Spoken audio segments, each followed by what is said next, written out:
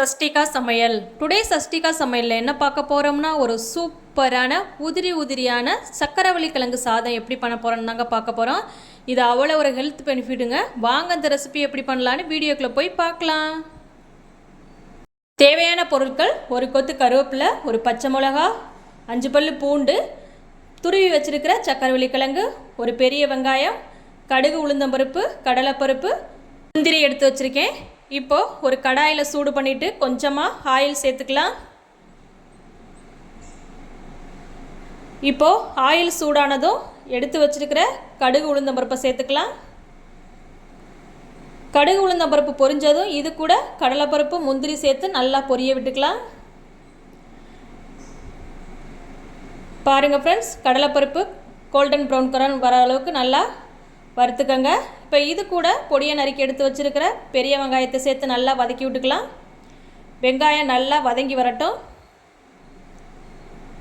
பாருங்கள் ஃப்ரெண்ட்ஸ், வெங்காயம் நல்லா வதங்கி வந்துருச்சு. இப்போ இது கூட கருவேப்பிலை, பச்சை மிளகாய் சேர்த்து நல்லா கிளறி விட்டுக்கலாம்.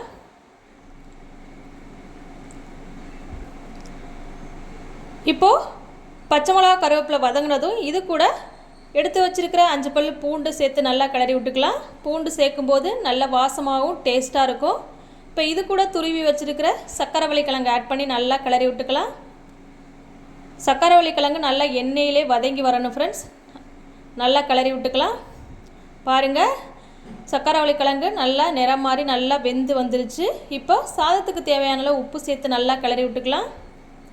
இது கூடவே 1/4 டீஸ்பூன் மஞ்சள் தூள், 1 டேபிள் ஸ்பூன் மிளகாய் தூள் சேர்த்து நல்லா கிளறி விட்டுக்கலாம். பாருங்கள், மிளகாய் தூளோட பச்சை வாசனை போகிற அளவுக்கு நல்லா கிளறி விட்டுக்கோங்க.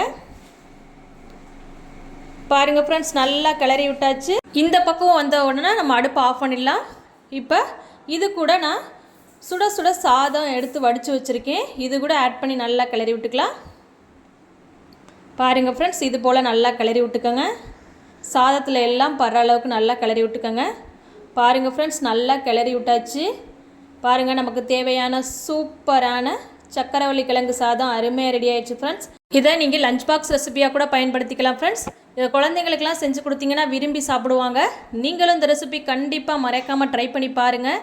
ட்ரை பண்ணி பார்த்துட்டு டேஸ்ட் எப்படி வந்துச்சுன்னு கமெண்டில் மறக்காமல் சொல்லுங்கள் ஃப்ரெண்ட்ஸ். இந்த ரெசிபி உங்களுக்கு பிடிச்சிருந்துச்சுன்னா நம்ம சேனலை சப்ஸ்கிரைப் பண்ணி வச்சுக்கோங்க ஃப்ரெண்ட்ஸ். லைக் பண்ணுங்கள், ஷேர் பண்ணுங்கள், கமெண்ட் பண்ணுங்கள் ஃப்ரெண்ட்ஸ். தேங்க்யூ.